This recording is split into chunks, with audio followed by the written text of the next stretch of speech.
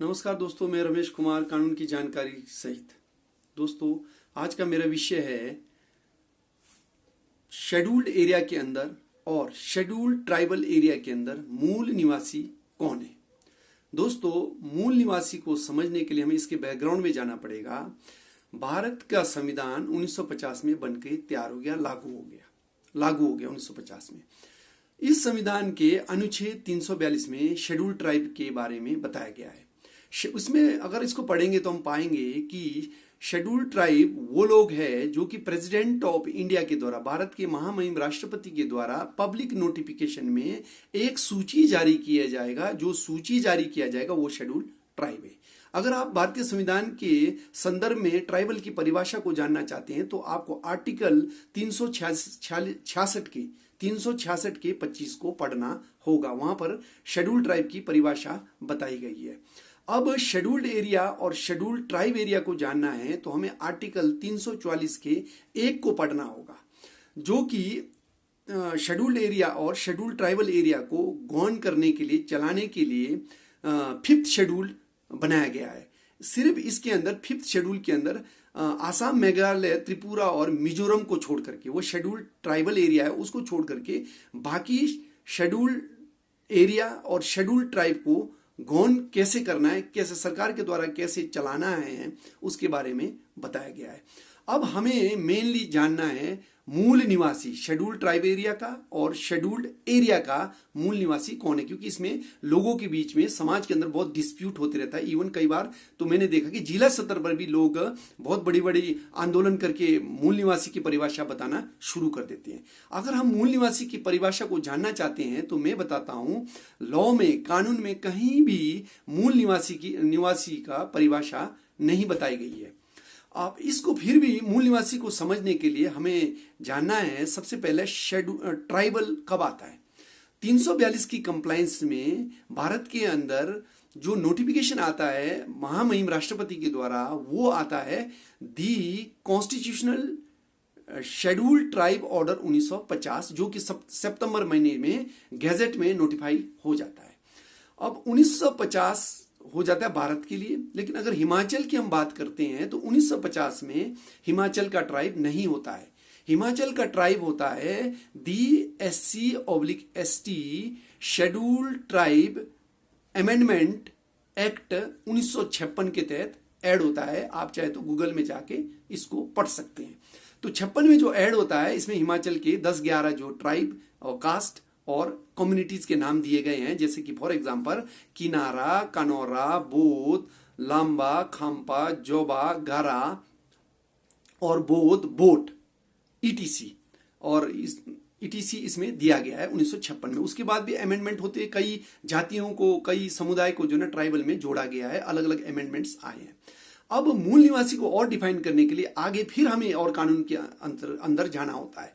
तो हिमाचल की बात करते हैं तो हिमाचल में एक लॉ आता है, उसका नाम है दी Himachal Pradesh land revenue act 1954। इस एक्ट में बताया गया है कि हमें, सरकार को, डिपार्टमेंट को एक ROR, रिकॉर्ड ऑफ राइट, इसका सिंपल हिंदी है प्रिजम्पशन ऑफ ट्रूथ, इंग्लिश में है प्रिजम्पशन ऑफ ट्रूथ, हिंदी में समझो तो सत्यता की धारणा। इसका सिंपल में समझा देता हूं कि अब जैसे मनुष्य मैं हूं, मेरा नाम रमेश कुमार है, मैं कोर्ट में अगर पेश हो जाता हूं तो मैं कोर्ट को बोलूंगा कि मैं रमेश कुमार हूं, तो कोर्ट मेरे को ये नहीं बोल सकते हैं कि भाई तू रमेश कुमार नहीं है, मैं रमेश कुमार ही हूं। इसको बोलते हैं सत्यता की धारणा, प्रिजम्पशन ऑफ ट्रूथ, ROR।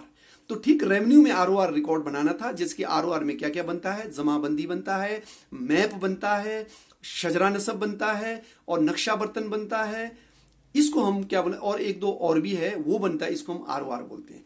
तो ROR में मेनली एक्ट ने बताया कि शजरा नसब भी बनाना है। तो शजरा नसब कैसे बनेगा, इसके लिए फिर और बैकग्राउंड में जाना है। तो शजरा नसब बनाने के लिए सबसे पहले क्या सेटलमेंट है। सेटलमेंट कब होता है, हिमाचल के अंदर 71-72 से शुरू हो जाता है। अगर हम किन्नौर की बात करते तो वहां पर 81-82 से शुरू हो जाता है सेटलमेंट। अब सेटलमेंट को डायरेक्शन क्या है, किसको फॉलो करेंगे, सेटलमेंट फॉलो करता है दी पंजाब सेटलमेंट मैनुअल, उसको फॉलो करता है हमारा सेटलमेंट, क्योंकि अब हमारा हिमाचल का अपना सेटलमेंट नहीं है। अब सेटलमेंट के लिए फिर इंस्ट्रक्शन है, आगे गवर्नमेंट की इंस्ट्रक्शन है। उनको क्या इंस्ट्रक्शन है कि शजरा नसब, यानी कि शजरा नसब में मेनली क्या होता है कि किसी व्यक्ति के पूर्वज कौन थे और उसका जो उसके भाई बंधु कौन है, मतलब उसकी ट्री कितने हैं, जैसे कि आप देखना कभी अपना, जिसको हम हिंदी में बोलते हैं वंशावली भी बोल सकते हैं, शजरा नसब, और इंग्लिश में हम इसको पेडिग्री टेबल बोलते हैं, और कुछ लोग इसको कुर्सीनामा करके भी पुकारते हैं, जानते हैं इसको कुर्सीनामा नाम से। तो इसमें व्यक्ति की जाति भी दर्शाई जाती है। तो जो सेटलमेंट को अपने इंस्ट्रक्शन के अनुसार जाति शजरा नसब उनका बनाना है जो हिमाचल के अंदर लैंड पर मालिकाना हक रखते हैं या फिर लैंड पर कब्जा रखते हैं।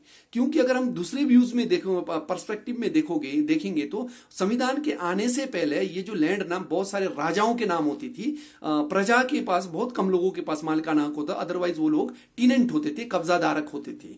तो इसलिए उन्होंने बोला है सरकार ने कि भाई जिनका कब्जा है उनका भी शजरा नसब बनेगा। तो अगर हम पर्टिकुलरली हिमाचल की बात करेंगे तो शजरा नसब तैयार करते वक्त यही चीजें देखा गया, दो चीज, जमीन पर मालिक है या फिर जमीन पर कब्जा है, उसका शजरा नसब तैयार हो गया। अब साधारण शब्दों में मूल निवासी हिमाचल का, हिमाचल के अंदर जिले का और जिले के अंदर गांव का वो मूल निवासी है जिसका 1950 या फिर 1950 से पहले या फिर 1950 सितंबर महीने तक उस जगह में, उस स्थान पे लैंड पर कब्जा है या फिर लैंड पर मालिकाना हक है, उसको हम मूल निवासी बोलेंगे।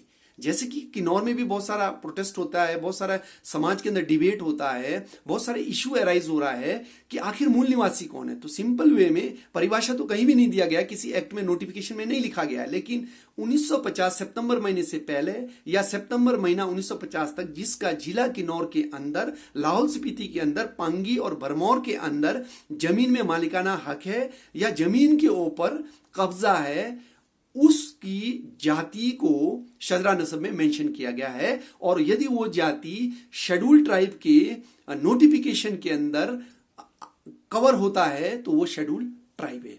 अब इसके अतिरिक्त जो 1950 के बाद शेड्यूल्ड एरिया के अंदर और शेड्यूल्ड ट्राइबल एरिया के अंदर वास करने लगता है, निवास करता है, क्योंकि निवास करने का भी अधिकार हमारे को संविधान कि आर्टिकल 19 का 6 देता है आपको राइट्स की भारत का नागरिक भारत के किसी भी स्थान पे जाकर के निवास कर सकता है। और निवास करने के लिए साधारणतया वर्तमान में जो एक रिकॉर्ड मेंटेन किया जाता है वो ग्राम पंचायत का रिकॉर्ड होता है, जो कि अलग अलग स्टेट में अलग अलग आते हैं। जैसे कि हमारे हिमाचल में भी दी पंचायती राज एक्ट, पंचायती राज अधिनियम 1968 में था, और जो अमेंडमेंट होकर के 1994 आता है दी हिमाचल प्रदेश पंचायती राज एक्ट 1954। तो इसमें जो रूल है, रूल के प्रोविजन के तहत हमारा परिवार रजिस्टर होता है, परिवार रजिस्टर में उसकी एंट्री होती है, तो वो वहां का निवासी, जहां पर एंट्री होता है वो निवासी कहलाता है। लेकिन कौन निवासी होगा वहां का, जैसे निवासी भी अलग अलग, एक टेम्परेरी निवासी होता है और एक परमानेंट होता है, अस्थाई और स्थायी निवासी होता है।